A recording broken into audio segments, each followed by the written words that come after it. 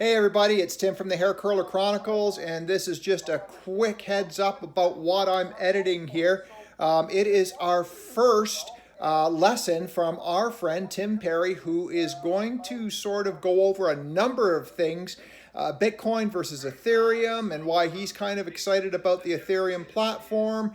And he is sort of our go-to guy in the world of altcoins, which is totally a brand new ball game for Nancy and I.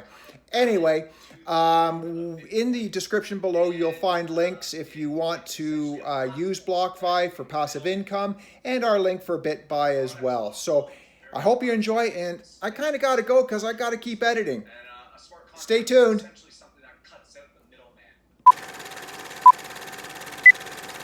Welcome, everyone, to the Hair Curler Chronicles. It's Tim and Nancy here, and thanks for watching this video. Remember to hit the subscribe button so you don't miss our wonderful guest, Tim Perry, and all of his wonderful, knowledgeable things about altcoin, stuff that are totally out to lunch for us.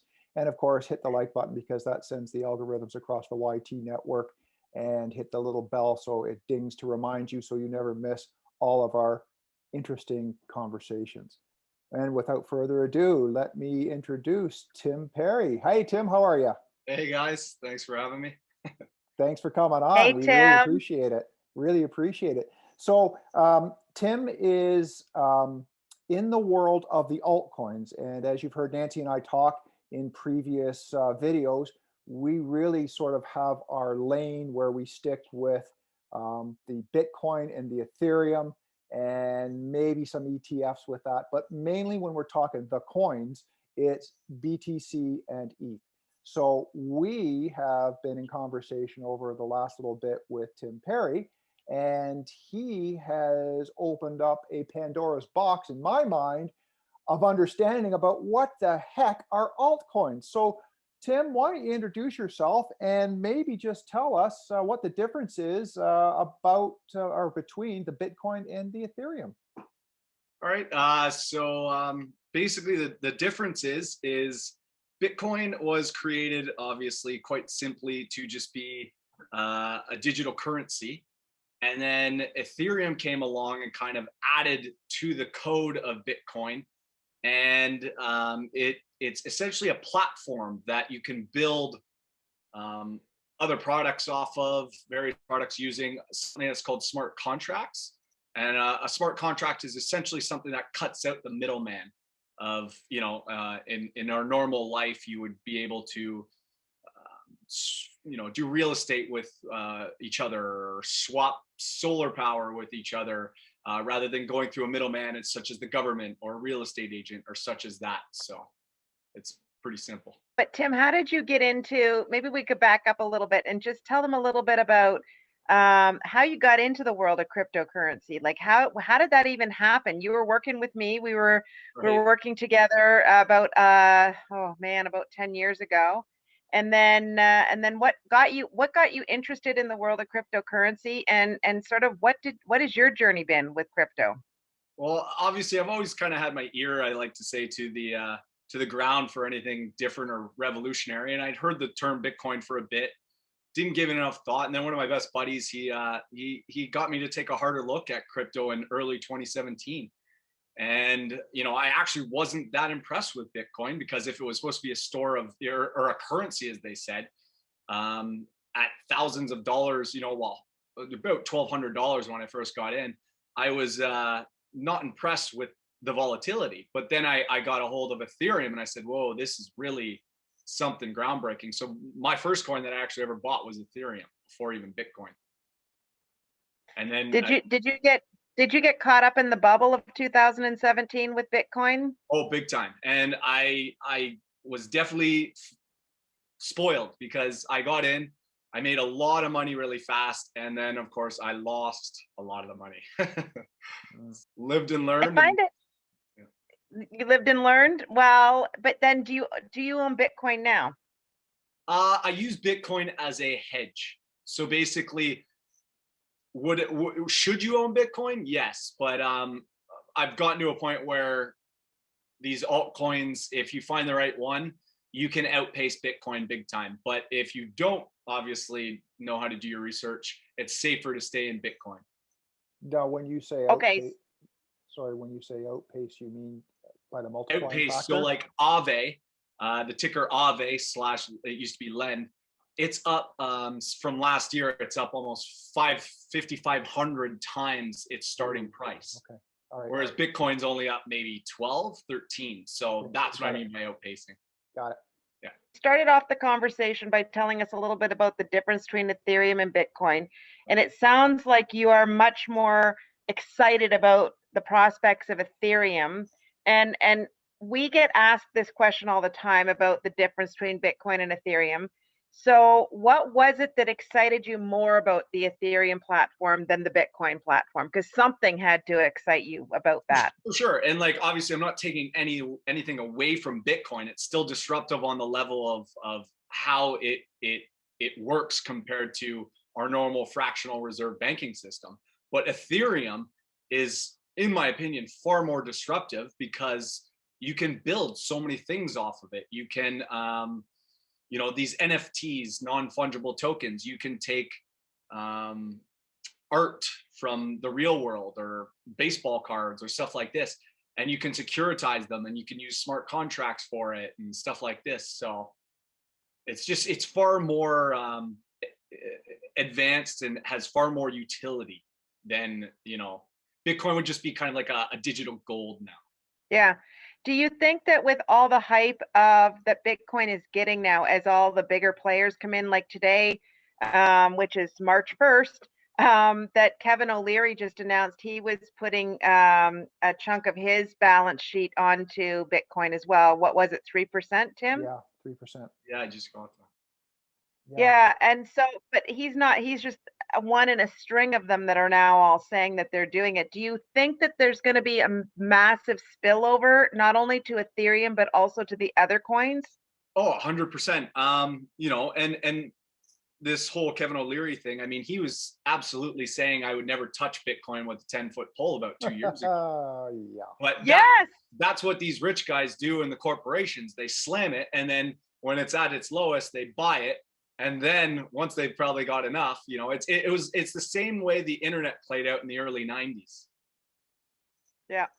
No, 100% agreed. Another question we get asked a lot, and this pertains to Bitcoin and partially why I think people shy away from it in some levels is because it's people don't understand how you hold Bitcoin. There's a lot of back and forth about how you hold Bitcoin, how you hold Ethereum. So now you can hold it in a wallet, not on an exchange, off an exchange. Like, so help us help everybody else understand a little bit about the wallet situation. There's a cold wallet, there's hot wallet, and then there's holding it on an exchange where it sounds like you don't even own it yourself. You're just lending it out. Yeah. Sorry, Tim, the one thing that I think some of our viewers, just so it helps put in something into your mind as well, I think that when they buy it on the exchange, they think they're safe. Right.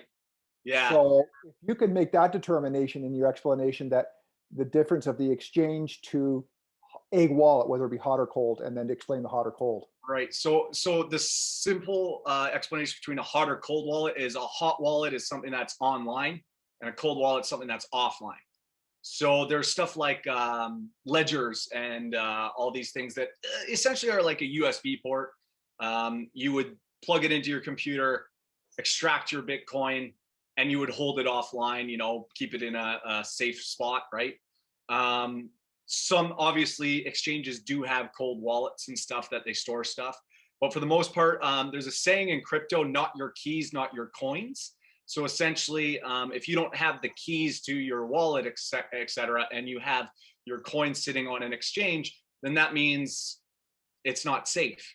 Now there are top exchanges like Bitcoin, KuCoin Binance and KuCoin that have been hacked before, and everyone has got their coins back.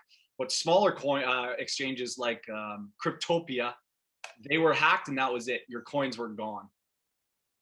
So yeah, and you know, and it's funny because we hold our Bitcoin and our Ethereum through BlockFi, Right. because we get in, we go into that eyes wide open.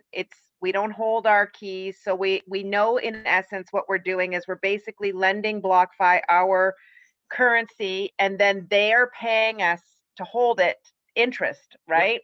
So it's like we're creating a passive income. In my world, it feels more like a banking situation, and I have some faith and trust in that's the way it is. But it does need to be noted that, because we're in this Wealth Simple challenge, so a lot of people are like, oh, I bought my Bitcoin and my Ethereum on Wealth Simple, and they're holding it there. Right. That form of doing it is a little bit, in my thinking, a little bit riskier, only because you have to sell it in order to get it out, and you can't just transfer it to some other platform. And that, to me, it's a little bit iffy. As adoption progresses, I personally don't like the idea of these. I've even seen ledgers still get hacked even when they're offline, because someone somehow left their password in a spot that a hacker could get it. So as crypto advances, you're going to see things like insurance, so to cover stuff. Binance has already shown that they were covered.